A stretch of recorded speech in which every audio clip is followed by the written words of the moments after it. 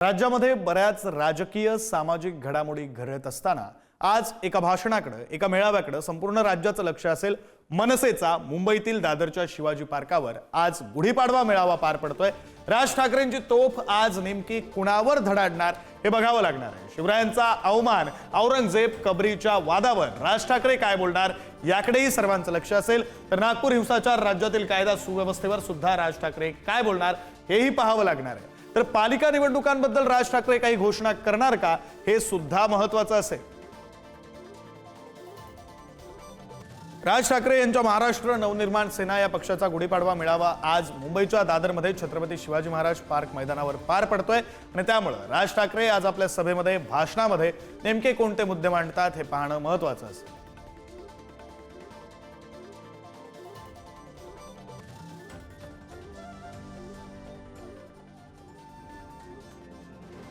मनसेचा गुढीपाडवा मेळावा आज पार पडतोय। आपले प्रतिनिधी आपल्यासोबत जोडले गेलेले आहेत। राज ठाकरेंच्या घराबाहेर आपले प्रतिनिधी चैतन्य गायकवाड आहेत। सभास्थळी खरं तर आपले प्रतिनिधी श्रेयस सावंत आहेत आणि पंकज दळवी आपले प्रतिनिधी सुद्धा या सभास्थळावरूनच आपल्यासोबत जोडले गेलेले आहेत। सुरुवातीला जाऊया, आपले प्रतिनिधी चैतन्य गायकवाड आपल्यासोबत आहेत। चैतन्य, तुम्ही राज ठाकरेंच्या निवासस्थानाबाहेर आहात। अगदी साधारण तासाभरापूर्वी सुद्धा आपले प्रतिनिधी पद्मेश त्या ठिकाणी होते। आता मनसैनिकांची गर्दी त्यांच्या घराबाहेर सुद्धा वाढलेली पाहायला मिळते। काय नेमकं वातावरण आहे? मनसैनिकांमध्ये फार उत्साह पाहायला मिळत असेल।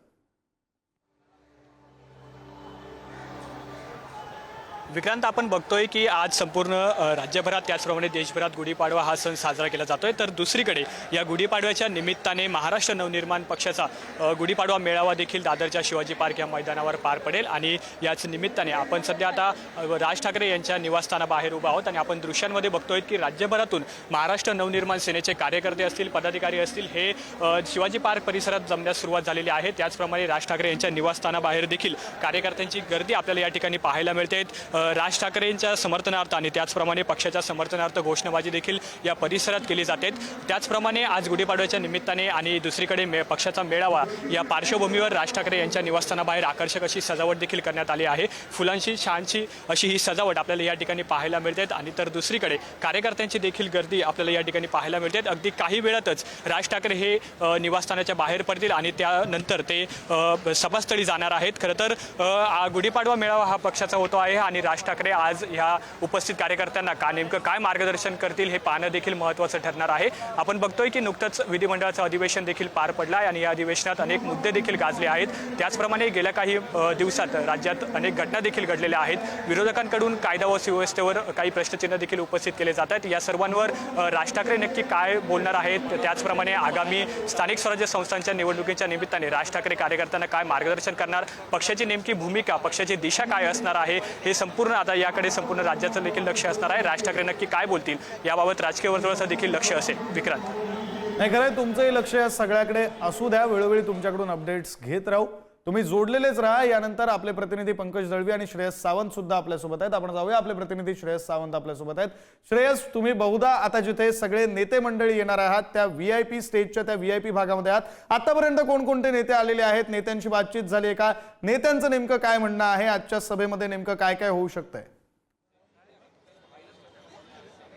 आपण बघतो तर एकंदर सगळे नेते मंडळी तर इकडे आलेच आहेत, पण सिने कलाकार पण इकडे आता पोहोचलेले आहेत। एकंदर पाहायला गेलं तर नेते मंडळींसोबत सिने कलाकार पण इकडे आहेत आणि त्यामुळे कुठे ना कुठे हे सुद्धा इथं मनसे अध्यक्षांना ऐकण्यासाठी, मनसे अध्यक्ष आज काय बोलतील त्यांच्यासाठी इकडे आलेत आणि ते चित्र इकडे पाहायला मिळत आहे। एकंदर पाहायला गेलं तर सगळ्यात महत्त्वाची ही गोष्ट आहे की आज मनसे अध्यक्ष काय बोलणार ह्याच्याकडे सगळ्यांच्या नजरा लागल्या आहेत। पण त्यासोबतच इकडे आता आपल्यासोबत अविनाश आंबेडकर सर एकंदर पाहिलं गेलं तर आज सर्व गोष्टी समोर येणार आहेत। कुठला रोडमॅप असेल, महाराष्ट्रासाठी काय बोलणार आहेत, या सगळ्या गोष्टी समोर येणार आहेत, काय सांगाल? सर्वप्रथम महाराष्ट्रातील जनतेला गुढीपाडव्याच्या आणि मराठी नवीन वर्षाच्या खूप खूप शुभेच्छा। आणि तुमच्यासारखेच आम्ही सर्वजण सन्मान्य राजसाहेबांची राजभाषा, राजविचार आणि जी महाराष्ट्रभर भरलेली पसरलेली राजशक्ती आहे ती वाट बघते की राजसाहेब ठाकरेंच्या मुखातनं काय प्रकारची राजभाषा येणार आहे। एका गोष्टीबद्दल मात्र नक्की खात्री देता येईल की जे काय भूतकाळात घडलेलं आहे, जो काय राजकीय चिखल झाला आहे त्याच्यावरती अत्यंत परखड असं मत राजसाहेब ठाकरे व्यक्त करतील असं तरी वाटतं। आणि वर्तमान आणि भविष्य हे राजसाहेबांचं, रेल्वे इंजिनचं ह्यांचंच असेल, मनसेचंच असेल, ह्याबद्दल मनात कुठल्याही प्रकारची शंका नाही। खूप खूप धन्यवाद सर, खूप खूप धन्यवाद. तुम्ही बघू शकता एकंदर पाहायला गेलं सगळेच नेते मंडळी आता इकडे एकत्र आले आहेत आणि ते सगळीच लोक इकडे वक्तव्य करतात. सर आपल्याला सिद्धार्थ जाधव सुद्धा दिसत आहेत. सिद्धार्थ जाधव असेल, तेजस्विनी पंडित असेल, ही सगळीच मंडळी आता इकडे आली आहेत. मनसे नेत्यांसोबत आता अभिनेते कलावंत पण इथं आलेत आणि ते सुद्धा मनसाध्यक्ष राज ठाकरे यांना भेटण्यासाठी इकडे आलेले आहेत आणि ते चित्र इकडे आपल्याला संपूर्णपणे पाहायला मिळतं. एकंदर पाहायला गेलं सगळ्या गोष्टी जरी पाहता आल्या तरी महत्त्वाची गोष्ट आहे की सगळीच लोक ही एकत्र इकडे आलेत आणि एकत्र येताना मनसाध्यक्ष आज काय बोलणार ह्याच्याकडे संपूर्ण नाही खरं श्रेयस, आता महाराष्ट्राचं राज लक्ष ठाकरे आहे नेमकं विक्रांत. काय बोलतायत त्यासोबतच हे पाहावंच लागेल. तुमचं सुद्धा लक्ष असू द्या, वेळोवेळी अपडेट्स घेत राहू. आपले प्रतिनिधी पंकज दळवी सुद्धा आपल्यासोबत जोडले गेलेले आहेत. पंकज, खरं तर मनसैनिक नेमके किती प्रमाणावर आलेले आहेत या संदर्भातले अपडेट्स तुमच्याकडून जाणून घ्यायचे आहेत, कारण साधारण तासाभरापूर्वी तुम्ही म्हणाला होतात मनसैनिक यायला सुरुवात झालेली आहे, आता खुर्च्या भरायला सुरुवात झालेली असेल. काय नेमकी परिस्थिती आत्ताची? मनसैनिक यायला सुरुवात झालेली आहे, खुर्च्या भरायला सुरुवात जी आहे ती झालेली आहे.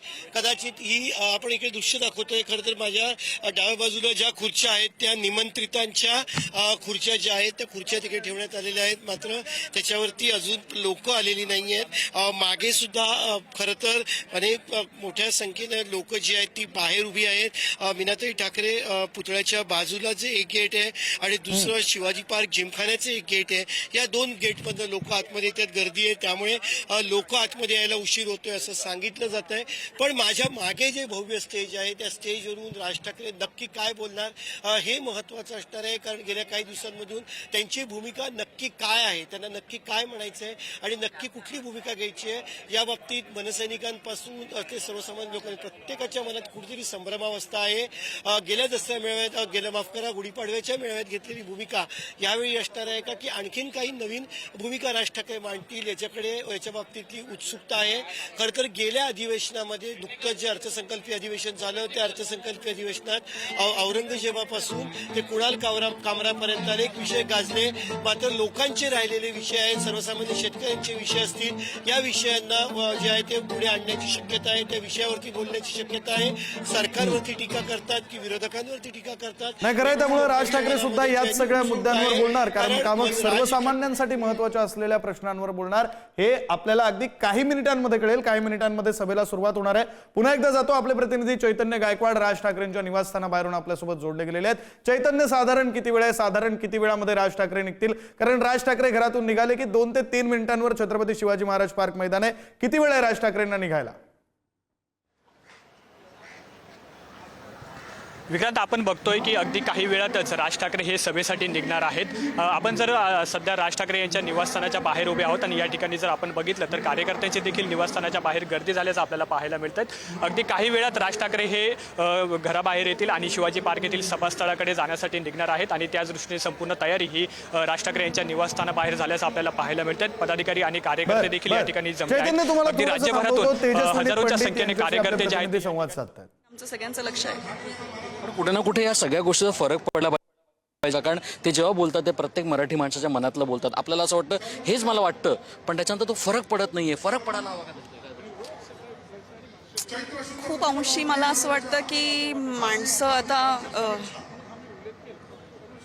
काय म्हणूयात, नम झाली आहेत असं मला वाटतं की खूप जण अशी झालेली आहेत. म्हणजे मी स्वतः सुद्धा त्यातली एक आहे, पण ह्या बाबतीत नाही. म्हणजे कोणी काही चांगल्या गोष्टी सांगत असतील तर त्या बाबतीत नाही, पण एकंदरीतच जे वातावरण आहे आजूबाजूला त्या वातावरणामुळे नक्कीच असं वाटतं की आपण काहीही बोलायला गेलो, आपण काहीही सांगायला गेलो तरी त्याच्याविषयी लोकांची मतं असणार आहेत, ते वाईट बोलणार आहेत.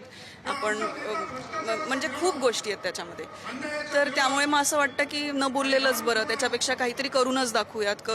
केल्यानंतरच कदाचित त्यांचा विश्वास बसेल की आपण हे केलंय.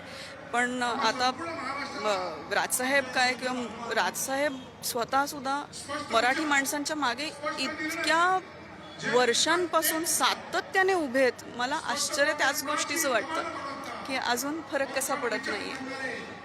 खूप खूप धन्यवाद.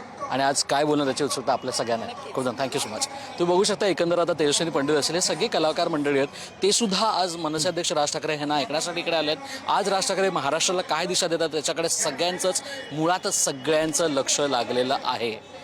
बॅक टू नाही खरं श्रेयस, तुम्ही म्हणताय त्याप्रमाणे मराठी सेलिब्रिटी जे आहेत ते राज ठाकरेंच्या पाठीमागे अगदी सुरुवातीपासून उभे असलेले पाहायला मिळतात. पुन्हा एकदा जातो, आपले प्रतिनिधी पंकज दळवी सुद्धा आपल्यासोबत आहेत. पंकज, सकाळपासून या सगळ्या सभेची वातावरण निर्मिती झालेली असेल, मनसैनिक सकाळपासून तुम्हालाही भेटले असतील. काय नेमक्या भावना आहेत मनसैनिकांच्या? काही अपेक्षा असतील त्यांच्या राज ठाकरेंकडून, काही भावना असतील. काय नेमकं म्हणणं आहे मनसैनिकांचं?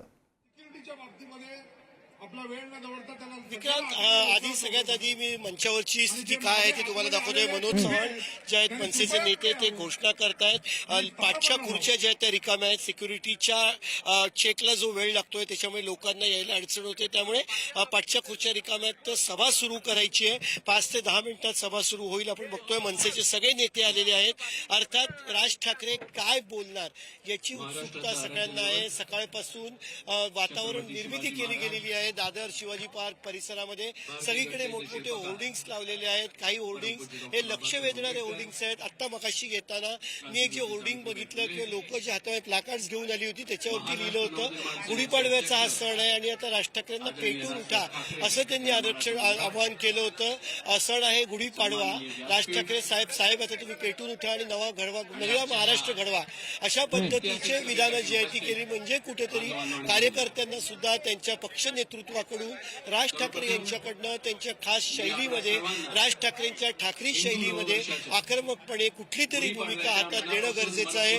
कारण राज्यामध्ये अनेक महानगरपालिकेच्या निवडणुका ज्या आहेत ते येणाऱ्या काळात होणार आहेत. या महानगरपालिकेच्या निवडणुकांमध्ये महाराष्ट्र नवनिर्माण सेनेनी ताकदीनिशी उतरावं अशी या कार्यकर्त्यांची भावना आहे. मुंबई असेल, ठाणे असेल, नागपूर असेल, लातूर असेल, नाशिक असेल, अशा अनेक महानगरपालिका आहेत जिकडे निवडणूक होणार आहे. आणि या शहरांमध्ये राज ठाकरे यांच्या पक्षाची ताकद होती की बहुधा मनसेची स्थापना झाल्यानंतर याच प्रमुख शहरांमध्ये महाराष्ट्र नवनिर्माण सेनेने, ठाणे असेल, याच्यामध्ये आपली ताकद दाखवून आपली जी पक्षवाढीसाठी जी महत्वाची भूमिका या शहरांनी बजावलेली आहे.